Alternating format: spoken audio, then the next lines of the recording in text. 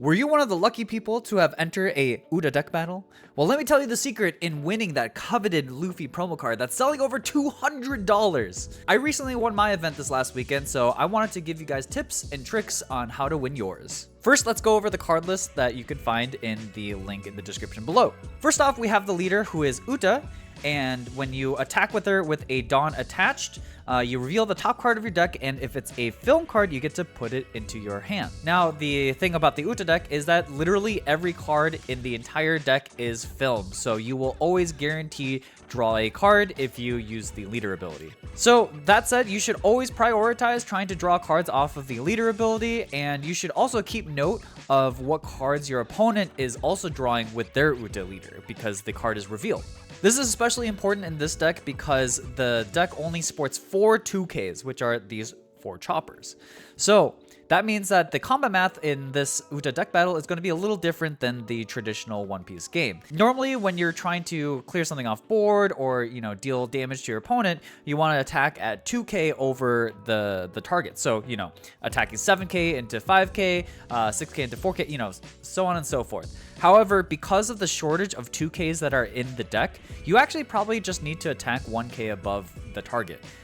Usually that's going to be enough to convince your opponent not to, save the thing that you're attacking into or just take it to life. Outside of the 2K, there is a counter event called 3 Sword Style Onigiri. This card is terrible. I think this card is horrible and always very, very telegraphed because it costs 3. So anytime you see your opponent that holds up 3 Dawn for your turn, you can guess that this is in their hand. When they're telegraphing that they have this and they're willing to use it, you want to make them spend it as inefficiently as possible. For them, the best case scenario is using this as a 2K and getting a body out. So when I see this, I try to attack into them and force them to use it as a 1K counter. If they only use it as a 1K counter, that's actually pretty good for you. I think because of how awkward it is to keep up 3 Dawn, it's even better to just not attack into them for anything bigger than 5Ks or whatever you're attacking at, because you really want to punish them for holding that Dawn up. Honestly, the best use case for this card is either trigger, because the trigger you get to rest up to one of your opponent's leader or character cards with a cost of 5 or less, which is really good because basically it rests anything that isn't a Luffy in this deck. And if you rest your opponent's leader before they can swing, well, now they don't get to draw the card, so that's actually pretty good. Outside of that, you can also ditch events to the Uta blocker. There's only 2 of these in the deck, unfortunately, but the effect is very powerful, so oftentimes I'll pitch the Onigiris that I have in my hand to the Uta, who lets you trash an event from hand, and it lets you set up one of your film-type characters as active, so, if you have a Luffy or, just anything that's valuable that you want to keep around, because keeping board intact is really important in this. This lets you do that and get rid of these terrible Onigiris out of your hand.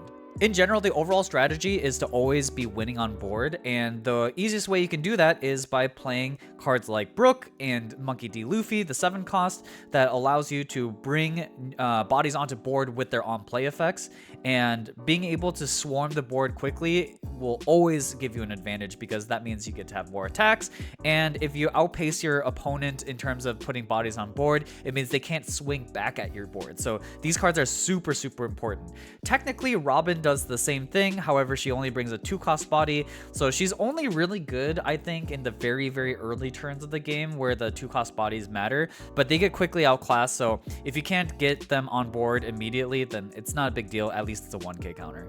When you have the advantage on board, you really want to push it and try to get rid of as many cards in your opponent's hand as possible. I mean, that part's just fundamental One Piece gameplay where, basically whoever has the bigger hand is usually in the driver's seat. Having more characters on board means that you are able to strip their hand down faster than your opponent can strip yours, so that's always really good. So in the Uta deck battles, I prefer going first because being able to use your leader effect immediately is really handy, and you have a plethora of 2-cost cards that you can put on board. So generally, I feel like the God curve looks like this. So 1 Dawn turn, you play New Genesis if you have it. If not, whatever. On your 3 Dawn turn, you swing for 6 at your opponent. They probably take. You draw a card off of Uta, and then you play out something like a Jinbei or just a 2-cost.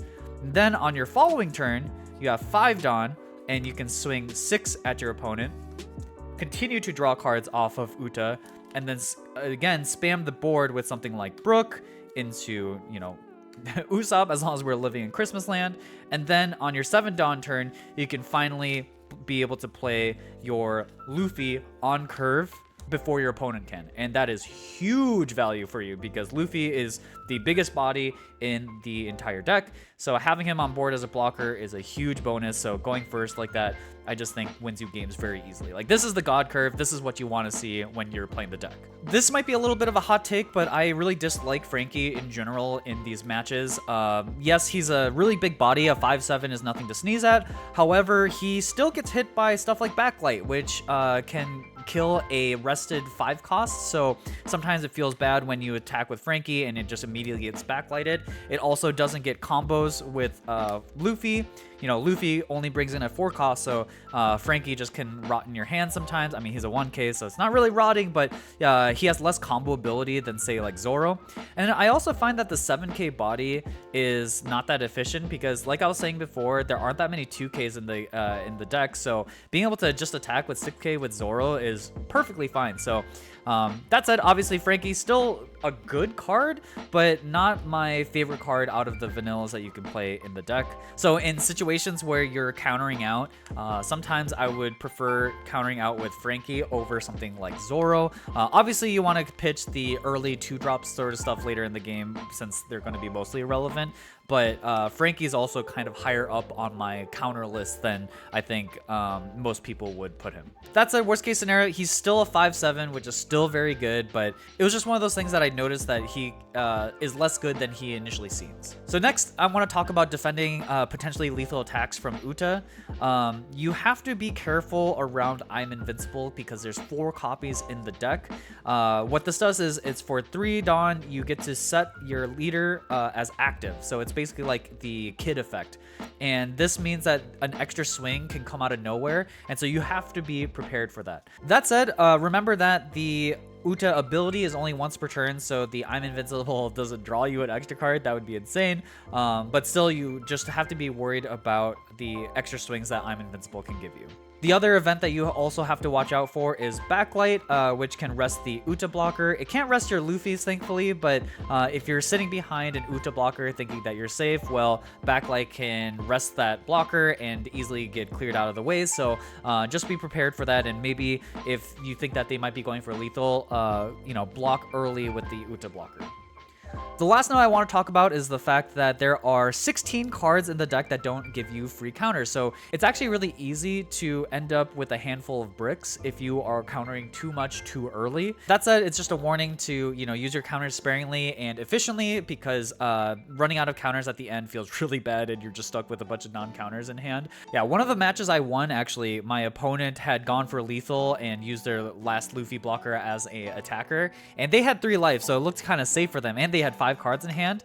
But that said, I was able to attack 7k 5 times and was able to get through their last 8 cards and still kill them. And you know, I think in the end he was just full of brick cards in hand, and super unfortunate, but it happens more frequently than you would think. Anyways, that's my guide to the Uta deck battles. I hope that was helpful and gave you some tips about how to win these events and get that winner promo. That said, if you guys made it this far, thank you for watching. Appreciate it. If you haven't subscribed already, please subscribe. Leave a comment down below. You know, it helps the algorithm and helps this channel keep doing its thing. And other than that, appreciate it. I'll see you guys in the next video. Peace out.